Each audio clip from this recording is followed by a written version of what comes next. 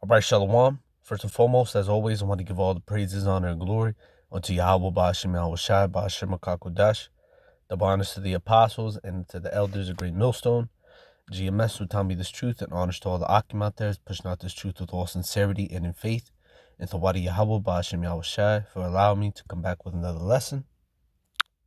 Not sure what the title of this lesson is going to be, but it's based off of this chapter.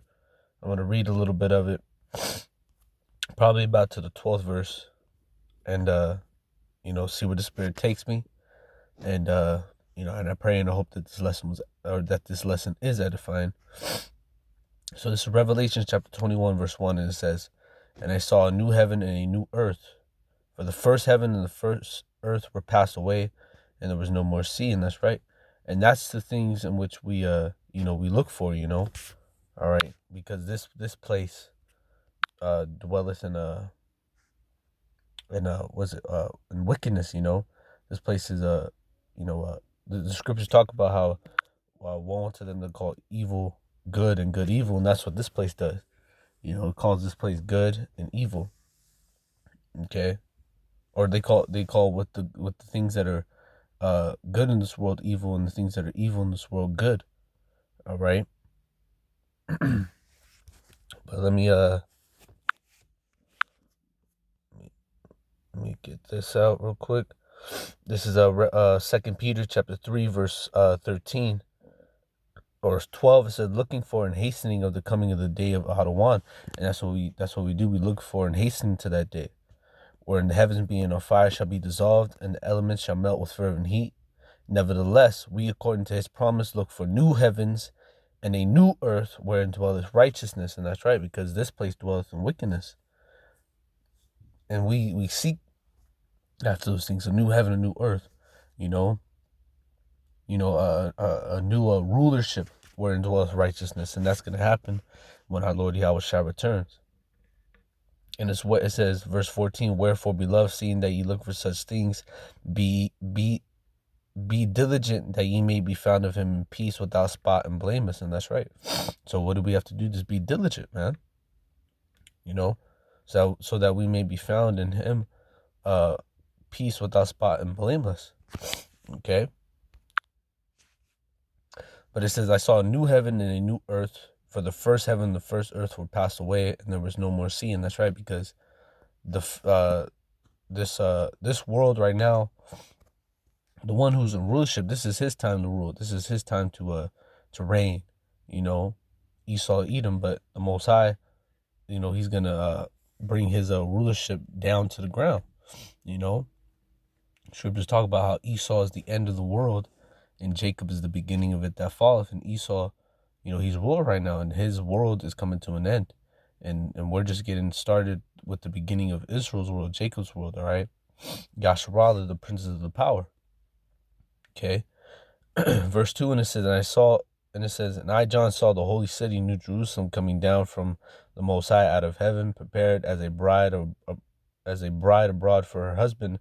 Now that's talking about the elect, because when the elect are sealed and they're changed in the moment, in the twinkling of an eye, they're gonna come down.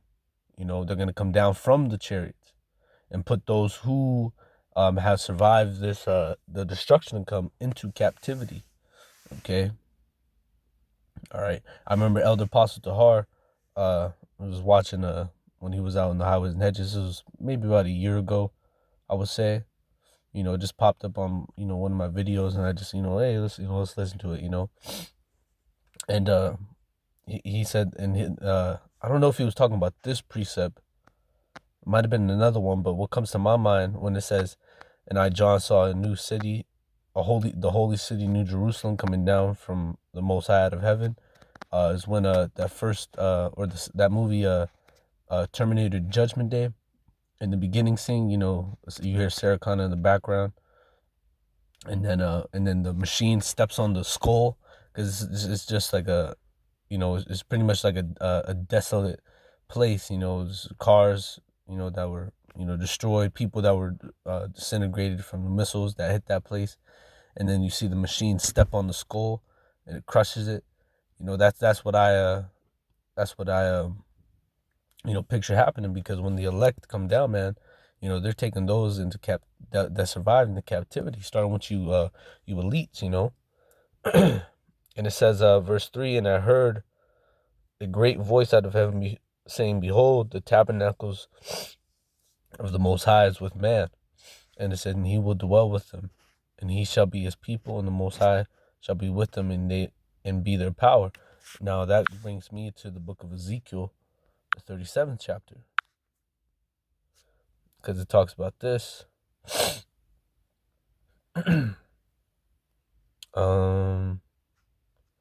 Where I want to start. This is Ezekiel 37 and 21, and it says, and saying unto them, thus saith the Lord Yahweh, behold, I will take the children of Israel from among the heathen, whether they be gone, and it says, and will gather them on every side, and bring them into their own land, and I will make them one nation in the land upon the mountains of Israel, and one king shall be king to them all, which will be King David. And it says, and they shall be no more two nations, neither shall they be divided into two kingdoms anymore at all. And that's right, because the Most High is going to bring back the tribes together. We're going to be one nation. There isn't going to be a southern or a northern kingdom, where it's going to be Israel. Okay. And it says, neither shall they defile themselves any more with their idols, nor with their distasteful things, nor with any of their transgressions, but I will save them out of the dwelling places wherein they have sinned, and I will cleanse them, and they shall be my people, and and it says, and I will be their power. You see, and then the Most High, He's gonna do that through the new covenant. He's gonna write the laws in our inward parts. Okay, what's that? Jeremiah 31 and 31. And it says, behold, the days come, thus saith the Lord, that I will make a new covenant with the house of Israel and with the house of Judah, not according to the covenant that I made with their fathers in the day that I took them out of the hand, not according to the covenant that I made with their fathers in the day that I took them by the hand to bring them out of the land of Egypt, which my covenant they break, although I was a husband unto them, thus saith the Lord. Behold, it says, verse 33, Salakia. It says, but this shall be the covenant that I will make with the house of Israel after those days, after those days, saith the Lord, I will put my laws in their inward parts, I will write it in their hearts, and they shall be my power, and I will be their power, and they shall be my people. See, and that's the Most High perfecting us, because we're gonna be programmed to, be righteous for the most part. And it says, and they shall teach no more every man his neighbor, and every man his brother, saying, know the Lord, for they shall all know me, from the least of them unto the greatest of them. Thus saith the Lord, for I will forgive their iniquity, and I will remember their sins no more. See? So coming back here, it says, verse 24, and David my servant shall be king over them, and they shall have one shepherd, and they shall also walk in my judgments, and observe my statutes, and do them. And it says, and they shall dwell in the land that I have given unto Jacob my servant, wherein your fathers have dwelt, and they shall dwell therein, even they and their children and their children's children forever. And my servant David shall be their prince forever. Moreover, I will make a covenant of peace with them, and it shall be an everlasting covenant with them. And I will and it says, and I will place them and multiply them and set them in my sanctuary in the midst of them forevermore. My tabernacles also shall be with them, yea, I will be their power, and they shall be my people. And the heathen shall know that I, the Lord, do sanctify Israel, when my sanctuary shall be in the midst of them forevermore. See? So coming back here, Revelation 21 and 3, and it says, and I heard a great voice out of heaven saying, behold, the tabernacles of the Most High is with man, and I will dwell with them, and they shall be my people, and the Most High himself shall be with them and be their power. And the Most High shall wipe away all their tears from their eyes. And there shall be no more death, nor sorrow, nor crying. Neither shall there be any more pain, it says for the former things are passed away. And that's right, because the Most High, he's not gonna have us, we're never going to die. We're never going to, experience the things in which we experience now.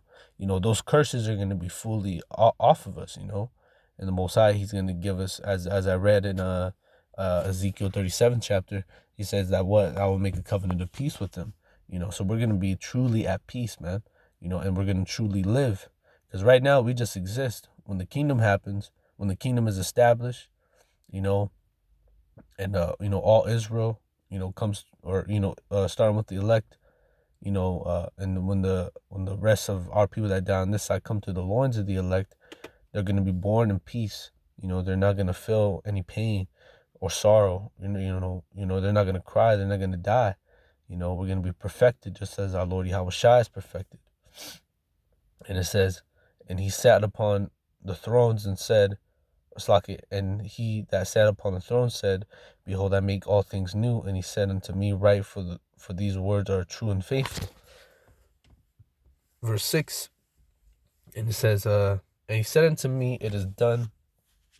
I am Alpha and Omega, the beginning and the end.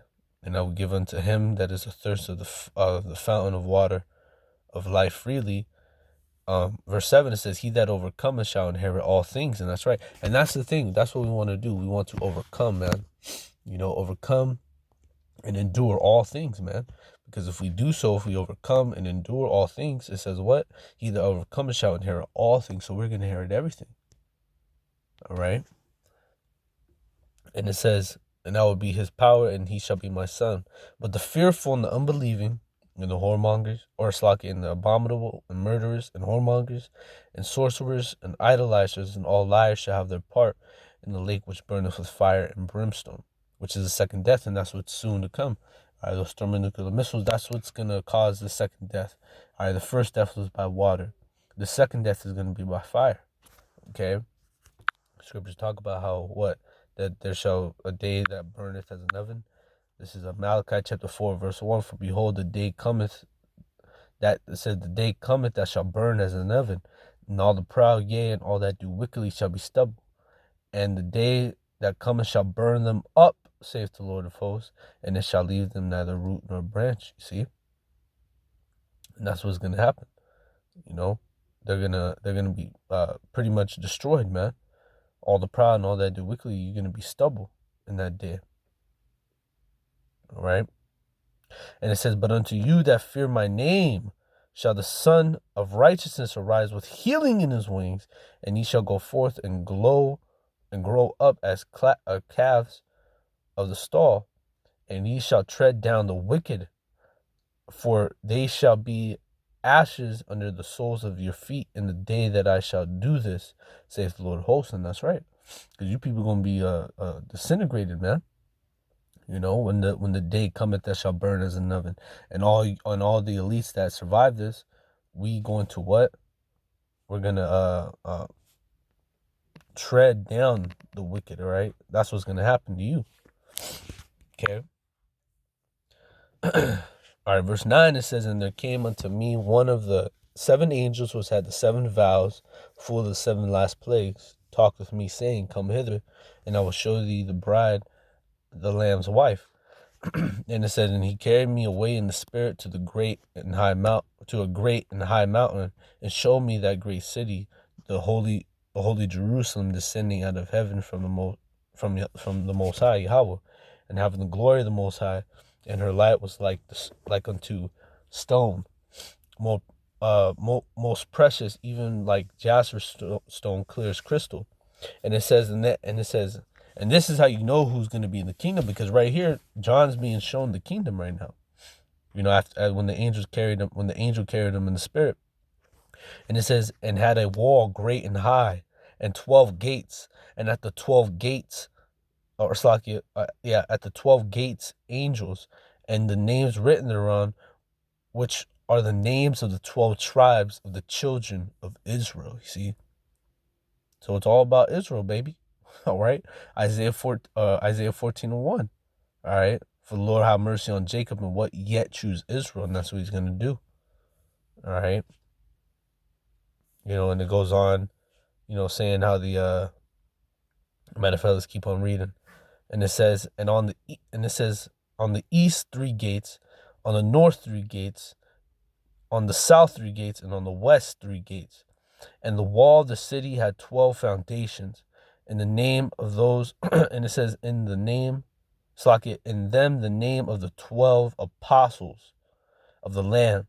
And he that talked with me had a golden reed to measure the city, and the gates thereof, and the wall thereof, and the city lies four square, and the length is as large as the breadth, and he measured the city with the reed 12,000 furlongs, and the length of the length and the breadth of the height of it are equal.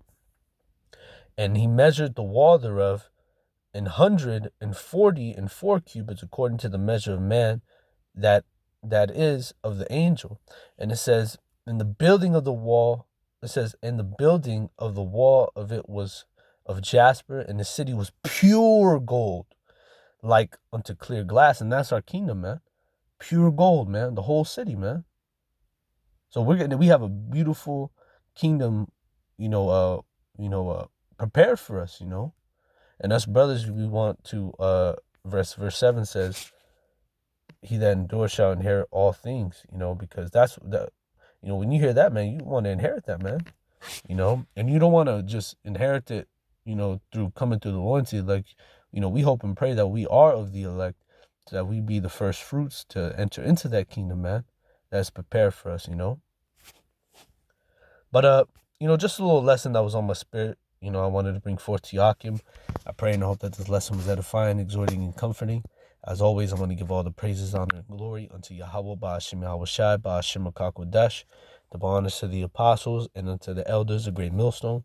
GMS would tell me this truth, and honors to all the Akim out there, pushing out this truth with all sincerity and in faith. And until the next time I say, brother, Shalom.